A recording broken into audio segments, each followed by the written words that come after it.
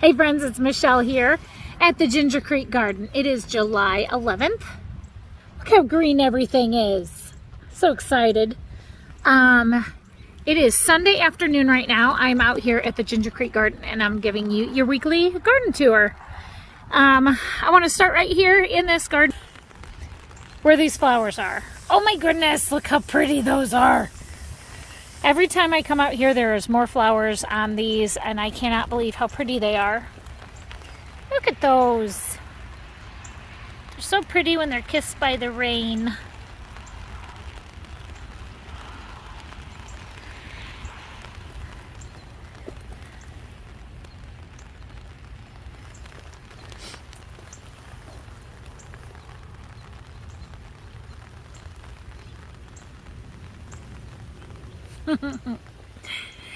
I was out here earlier with Carolyn and Mindy, and we planted some more eggplant and harvested squash. And I will show you the squash at the end of this video because that's already at my house.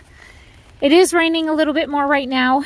I think Carolyn, she lives like a half mile from here, and she said that she got like 4 or 5 inches last night. I'm about 8 minutes from here, and I didn't get nearly any of that. I got like 1/4 of an inch of rain last night. So just goes to show you the difference in like where we live according to where the rain is. So I just wanted to come out here and share with you some of the things that we did in the garden. I was not here yesterday, so Carolyn led charge of everybody that was out here, and let me show you what we did. Obviously, I came through with the clippers and chopped away a bunch of the squash. They're growing beautifully and they're growing vertically like how we want them. Tons of flowers. All that yellow in there, guys, is flowers. This is a little flower garden here. It's getting smothered out. I got to trim up some more of these squash. But everything seems to be looking great. These are the zucchini plants that we just harvested off of. We got some zucchini that's like 20 inches long. But our littles helped us hang these signs. So Tina's daughter helped us write all these signs up. And we stuck them in these baggies. And now we're hanging them. So now when you look at the sign, San Marzanos, that is the tomato that's right below it.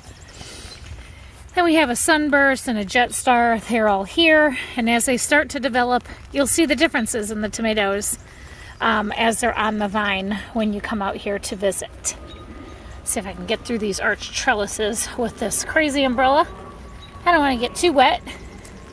Our tomatoes are giant. Some of these just blow my mind. There's loaded, these plants are loaded with tomatoes. Lots of fasciated blossoms turned into some massive tomatoes, so I'm very excited to see what they turn out to be. Some of these tomatoes, green, are like 2 pounds already. They're going to be huge. We got to get out here and tie up some of these plants because they are leaning a little bit. All of these plants are at least 4 and 5 feet tall. Got distracted, sorry. Look at the gladiolas. I've never in my life grown gladiolas. I stuck the bulbs in the ground this season.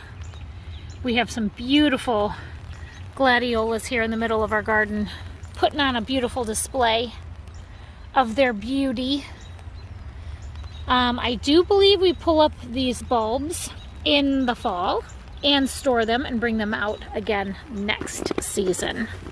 These purples are just having a birthday, so they are not quite open yet, but they're getting ready to for sure. Those are sunflowers, and those are about rib height on me. We still have not finished up our arch trellises. Having 3 gardens on my list of things to do enables me to only get done what I can, and I'm not going to stress out about it. But this squash is ready to grow up a trellis, and I just got to get that tied up here on these 2 T-posts so it can go up and over like the other ones. Potatoes, they're still not died off. They've already flowered, which is perfect sign. But now once they start dying off and the greens start tipping back, that's when we can pull up those potatoes. That squash is looking really good. I'm not sure which one it is. I'll put signs out here later. That one as well, because we have that one trained to go up on the trellis. And that one over there, they're looking really pretty. Our peppers, we still need to get a T-post over from Home Depot and bring them over here so we can weave them in and out of here to do the weave method. Cucumbers are exploding. The basil you see in the cucumber rows, like there and there and there, just needs to be harvested so it can continue to get bushy. And let's go over to the raised garden bed. A little bit of a walk over here. Okra, that is what we have here. All of those are about 1 foot tall. There's 2 okra in each one of those little areas. We probably don't need those, but I'm gonna leave them. We're gonna see how they produce with 2 in there. Every time I come out here, that robin is yelling at me about something. We have some peppers back here that we could probably harvest. Some poblanos, some jalapenos, some violet sparkles. The tomatoes that we threw in the ground, literally cut suckers off the tomato plants and put the plant right in the soil out here, are doing well. They're not struggling. And there's 3 of them in this bed right there. They're taking over the place of where the peas were, and you can see that they're dying back and they look kind of icky. But see that pea on there that's nice and brown? That's going to get nice and crunchy, and those are the peas that we can plant in the ground when we're ready to plant more peas. Our peppers are doing well. I brought out here some sunflowers and I supported them with a bamboo stick just to give them a little support until they grab their own hold of the ground and start growing. Those are the mammoth sunflowers that they transplanted. They do not like that at all, but I fought with them and I brought them over here so we could have some. Oh my. Can you hear that?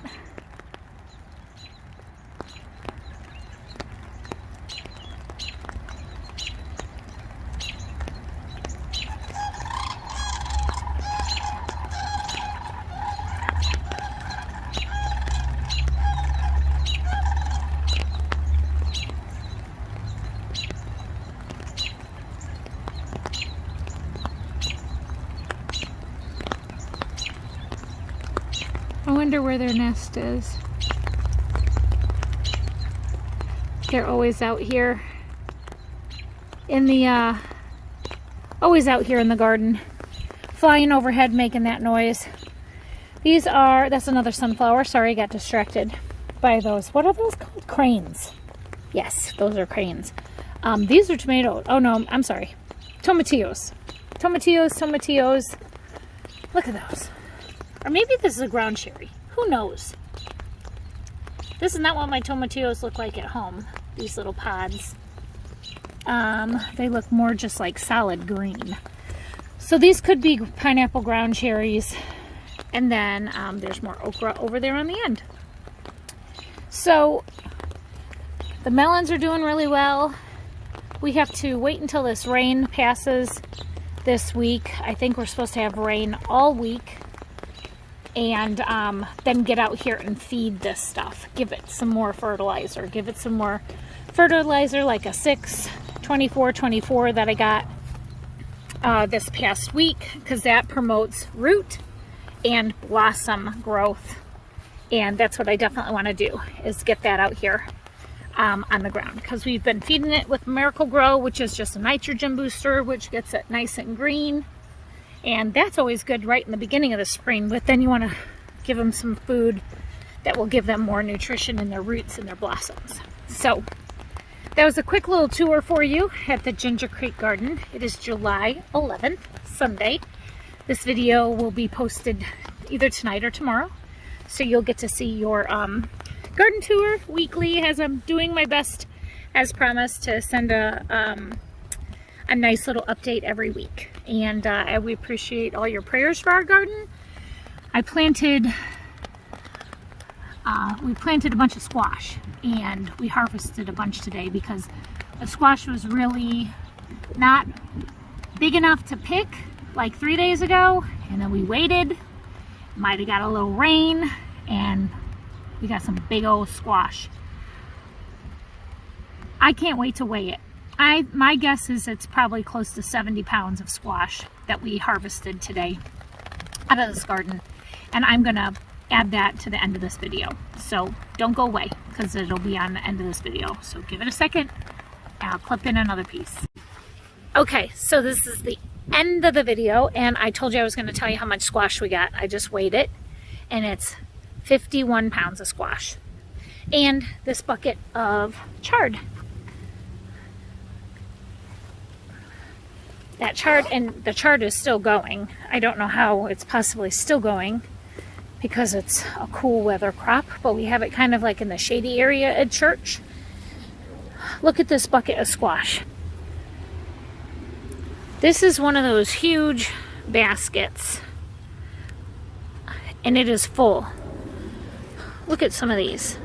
This is insane. This is not supposed to be like this. It's not.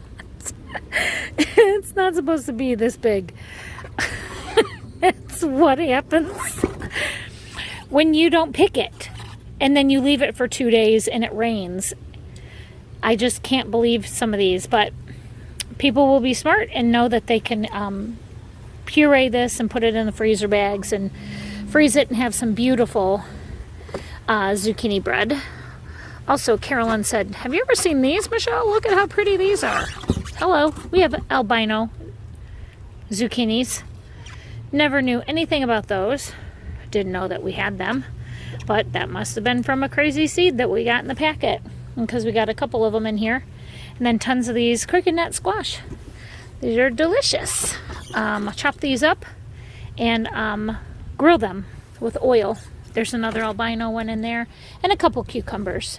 Probably like 5 or 6 of these little guys. That we planted these thinking they were squash, and they definitely were not. They were cucumbers. So truly blessed at our harvest this Sunday, July 11th. So I'm going to run this over to Marie Wilkinson Food Pantry, because that's where it belongs, to the city of Aurora, and we're grateful. So just wanted to close this video with the weight that we collected from this week. Cannot wait for the tomatoes to start producing. But thank you for watching, guys. Take care, and God bless.